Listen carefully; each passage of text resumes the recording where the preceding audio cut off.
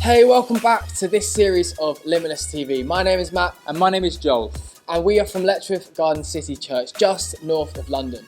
In this series, we want to explore social media. So we believe that everything we do can be an act of worship. So that means everything we say, do, post, like, share, subscribe, follow, has the opportunity to glorify God. Absolutely everything. In the Bible, in 2 Corinthians 5:20, it tells us, Therefore, we are ambassadors for Christ, making his appeal through us.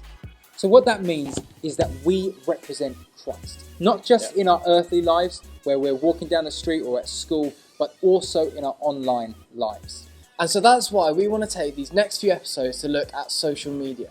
We're going to be looking at all things from time and addiction to how Jesus would use social media if he had it back in his time, to mental health. And in this episode, we're going to be kicking off with Think Before You Post. And what a better place to start than with a quiz, right? Love quizzes. Matt, you're older, so probably wiser.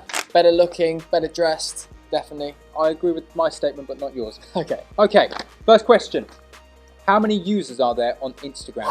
This is the big question, and there are about 8 million people on the earth, so let me go with 1.2 billion.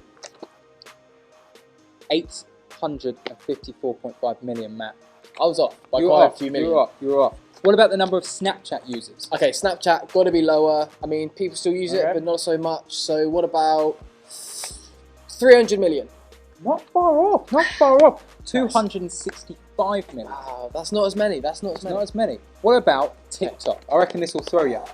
Well, TikTok kind of only boomed last year, right? Yeah. And so I'm going to go with less than Instagram, but probably more than Snapchat. Okay. So I'm going to go with maybe 657 million people. That's precise. I know. But also incorrect. 800 million, which surprised me. That's a lot. That's a lot of people. Okay. And what about Twitter? How many users on Twitter? Twitter's old though, right? So old. Surely there's got to be more users. So like, people don't just delete their accounts. So we're going to go with, it's got to be more than Instagram. So 900 million. You'll be surprised, because this surprised me. 330 million. That's low, that's right? That's low. Yeah. So, well done, Matt. You got nothing. None. You I've got absolutely nothing. none. But we reckon you probably did better at home. So why don't you let us know in the comments. But what we have established is that so many people use social media, whether that's Instagram or TikTok or Twitter or Snapchat. So many people use it. You at home will be using it in some shape or form. And so we want to think about that through the lens of being Christ's ambassadors. Yeah, absolutely. And so, I don't know about you, Joel, but have you ever been on a school trip? Yeah. And have they ever gone to you? You are representing the school in this trip. All the time. They usually do it on the coach, right? Don't they? Yeah. And they make a big deal out of it. And in the same way, we are Christ's ambassadors. So just as we represent the school when we're on a school trip to the zoo or wherever it may be, we represent Christ in the world. And that means on social media, it means in our day-to-day lives when we're walking around town. Everywhere we go, we represent Christ. Absolutely, Matt. And so what we want to do is give you a couple of guidelines, 3 questions in fact, so that you can ask yourselves before you post something. So the first question, Let's go. is this beneficial? So in 1 Corinthians 10:23, the Bible tells us, you have the right to do anything, but not all things are helpful. You have the right to do anything, but not all things build up. So what the Bible's saying here is we've got free choice. We've got free will. That means we have the right to do and choose whatever we want. Do you mean like anything we want? Anything we want. Okay. But that doesn't mean that every decision is equally good. Some are bad, some are good.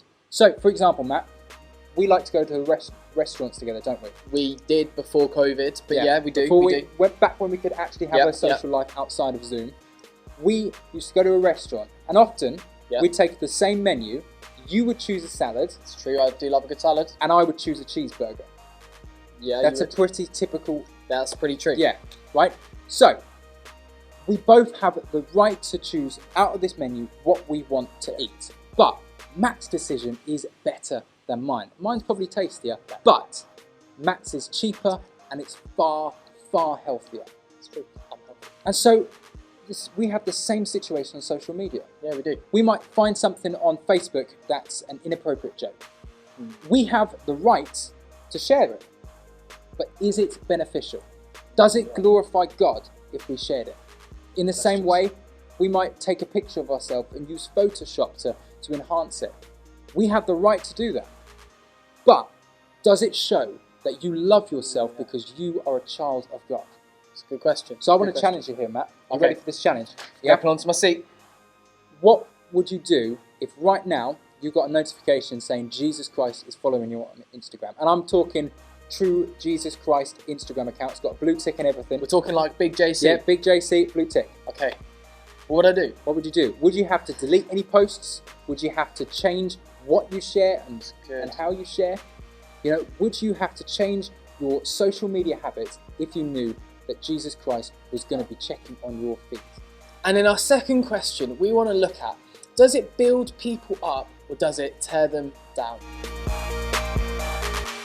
Proverbs 11:12 says this. It says, whoever belittles their neighbour has no sense, but the one who has understanding holds their tongue. Wow. It's good, huh? Yeah. And so let's think about it in this way. Joel's wearing a blazer. Yep. And he looks great. Thank you. I don't think I'd look that good, to be fair. However, let's be honest, I might not like his blazer. What? But is it going to build him up if I tell him that I don't like his blazer? Is it going to make him feel better about himself, or is it going to make himself feel worse? We have to think about these questions when we post or comment on other people's social media posts. You know, there is someone else on the end of the post. Just like right now, if I went to Joel, don't like your jacket, mate. There's someone else on the end of the post that you put out there. And so when we're posting, when we're commenting on what people are putting out on social media, we need to make sure that we are building them up. Are we helping them to realise that they are made in the image of Christ, just like you're made in the image of Christ, and just like I'm made in the image of Christ, and just as Joel is made in the image of Christ? Are we helping them to realise that for themselves, or are we tearing them down? Are we pulling them away from that truth? Because we want to build people up rather than tear them down. Absolutely. And the third question we can ask ourselves is, why are we posting? Are we imitating Jesus or are we imitating the world?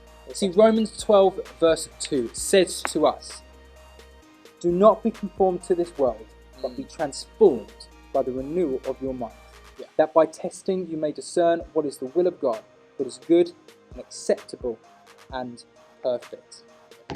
See, what we see on social media, I don't know about you, Matt, but every time I go on social media, I always see someone swearing, inappropriate pictures. I try and get rid of it, but it just keeps coming back, doesn't it?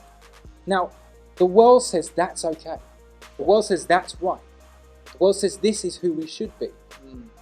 But Romans 12 verse 2 teaches us very clearly that we shouldn't be doing what the world says is right and what the world calls us to be, but we should instead be doing what Jesus says is right and who Jesus calls us to be. So good. For example, Matt, swearing. All of my mates on social media swear, right? All the time. Now, because the world says that swearing is okay. There's nothing wrong with swear words. It's just a word. But we know something different. Absolutely. See, if we look at Ephesians 4, verse 29, the Bible tells us, let no corrupting talk come out of your mouths, but only such as good for building up, as fits the occasion, that it may give grace to those who hear. See, the Bible's telling us swearing's not okay, because we've got to make sure that the words coming out of our mouths are good.